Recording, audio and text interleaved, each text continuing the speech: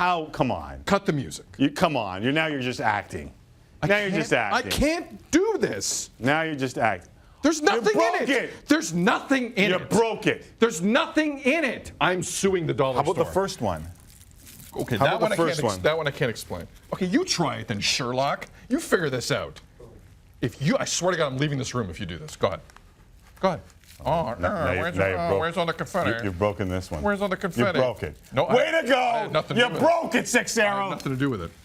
You broke it. You look so tough now, are you, confetti boy? You broke it. That hurt. You broke it. All right, here's Elliotte Friedman. You were holding the wrong end. He went from getting an email from the IOC to this segment. Yeah. He regrets every minute of this. Hey, Frage. We weren't doing nothing. How you doing? You know, you guys overpaid at the dollar store. What can I tell you? I know. I knew it was fishy when they were charging $3. Get it, Sid? Overpaid at the dollar store. Yes, I know math. You get it? I know Frage's witty ways. Smart guy. No, you know what? I got to tell you, it's so funny you said that, Sid, because there's a member of my family who will remain nameless. And they're like, you know, when you go to the dollar store, you got to be careful to make sure what you're buying is actually more or less really than $1. And I'm like, it's the dollar store. I don't care. They changed the prices. Now it's like $2.50 on some of them. Yes, I saw that. Crazy. The pens. The pens is $2.50. Frage, to give you an idea what I'm dealing with here, is I'm getting ganged up on. Rob Falls just tweeted in the show, tell Sid to turn it clockwise. Thanks, Rob. Thanks. I haven't been trying that since 5 p.m. Eastern.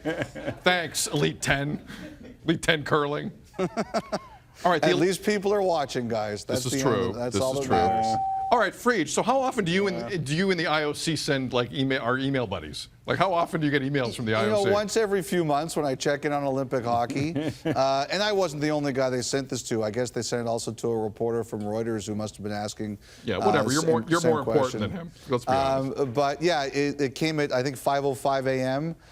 When I was sleeping, and basically that's what they said. I thought that was the most interesting thing about it. It was that they talked about 2018 and 2022 being together. So they're backing up Renee Fizel's implied threat from last week that if the NHL doesn't go to South Korea, don't count on going to China. But I really do believe, guys, at the end of the day, regardless of what happens with South Korea, I think the Chinese government and if they want hockey there, the NHLers there in 2022, they're going to be there. The one thing that always strikes me, Frage, is from my experience of watching people negotiate with Gary Bettman, when he's threatened, when he's pushed into a corner, you usually get the opposite reaction than you're looking for. Were some of these words in your mind combative? No, I didn't think they were combative. I think they were, as Tim, it was more like just saying, hey, you know, this is our leverage, and we're going to use our leverage. You know, money talks, and I think the IOC certainly understands what it's like to try to use leverage. I think they're just telling him that this is the way we see it, and that the biggest threat that the IOC and the IIHF have is China, because they know the NHL wants to go there. So the biggest threat they have is you're not going to go if you don't sort this out. So they're leveraging that threat as much as they can. I totally agree with you on the commissioner. I think he kind of likes a fight. When he's backed into a corner, he likes to prove people that he can fight his way out of it.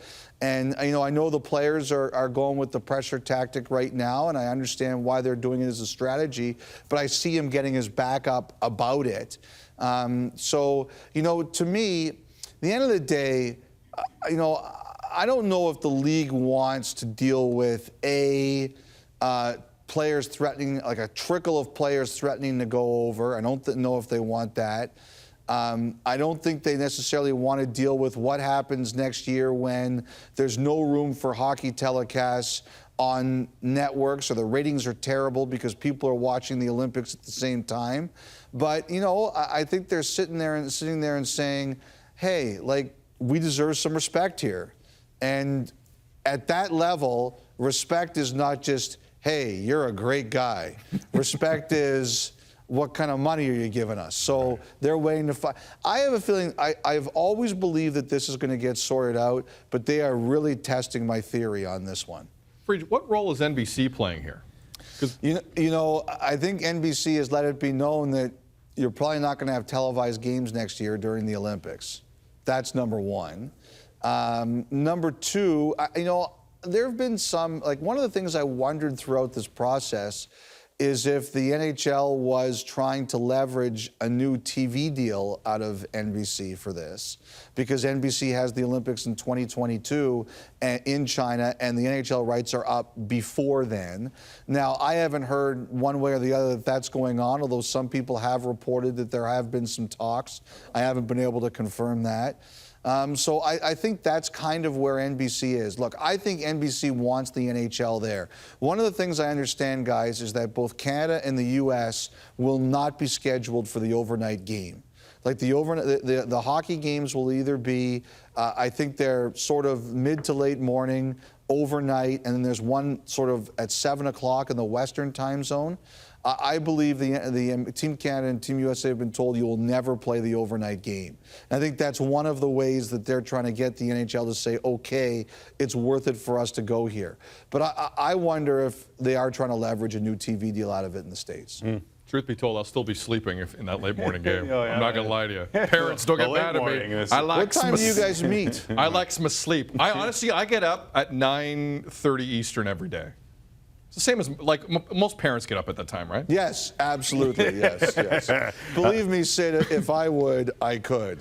There is a lot swirling around the NHL right now. Another one that has hit the commissioner's desk has been some emails made public by a court case in Minnesota. Is the NHL starting to get a little perturbed in any of this? Are they worried about anything that will come out in any of these emails? I think they already kind of have realized that this is just going to be a fact of the whole thing. I think we've seen these emails come out at certain times. I think they know now what's in every email that's going to come out, and they realize that they're going to get hammered with this periodically. I think they already went through the realization of how difficult it was when the first batch came out, and they've been prepared for the rest of them as they start to trickle out at certain times. I think in a lot of ways right now, they've just kind of decided that no matter what hits them, they're going to go through with their process as they've decided, which is they're not going to settle it, and they're going to try to fight back. I think they're going to go hard at the lifestyles of some of these players.